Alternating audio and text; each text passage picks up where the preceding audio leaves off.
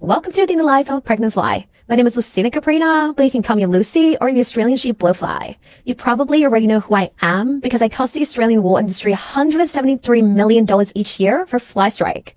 I may originally be from South Africa, but you will find me throughout Australia with my gorgeous body. Before I got pregnant, I had to have a protein diet, and after that, I was ready to mate. My go-to sources are carcasses and dung. Yesterday marks the first of spring, my favorite season. The warmth and humidity are perfect to lay my 200 plus eggs. I prefer to lay my eggs on sheep, especially live ones, as I'm outcompeted by the native brown flies of the carcasses. But they can't just be any sheep. I'm attracted to the ones with a putrid smell and are moist. Here are my options of where I will lay them on the sheep. Today, I'm going to go with my usual on the breech. The past 24 hours have made me peckish. Without my well-developed buccal hook, I can only eat soft food.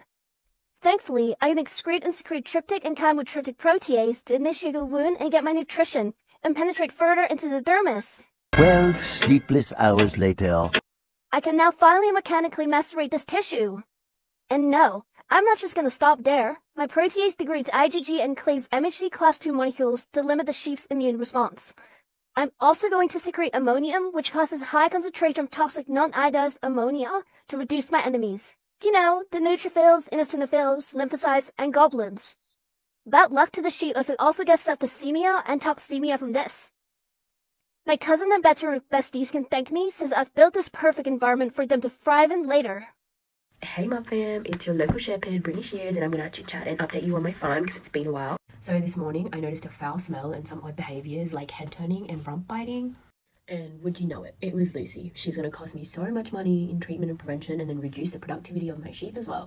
And then after drafting my sheep, I had to start treating them, so I sheared the wool and left like 5 centimeter clean margins and then treated it with fly strike dressing to prevent reinfection. And then the maggots and the problematic wool I put in a plastic bag and put it in the sun to just kill it off, and then move the 6 sheep closer to the house just so I can keep an eye on them. And then I went to Flyboss, the website, not my actual boss, for some advice because it has some really good resources on prevention, management and timing of treatment, as well as this really good fly strike risk simulator for my property. Overall, I learned that best practice means not just relying on chemicals for dipping and spraying. Overall, it includes measures such as tail docking, timing of shearing and cratching, and having less fly strike prone paddocks with not too much wind cover.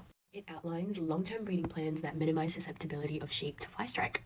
This involves joining rams with low ASBVS scores for wrinkles, dags, and low breech cover with ewes that have the same positive traits using this visual scoring guide that we have here. So what I did was tag all score 3s and above to cull later, along with the ones that have already been struck. For the lambs, I'll also tag and score them and cull them later if need be. But guys, please remember, only use chemicals when absolutely necessary to reduce resistance. And if you're going to use it, remember to switch between the drug classes, optimize timing of both chemical and non-chemical treatments to prepare for the fly strike season in spring, and always make sure to follow the labels for the correct dosage rates. And while you're at it, follow me.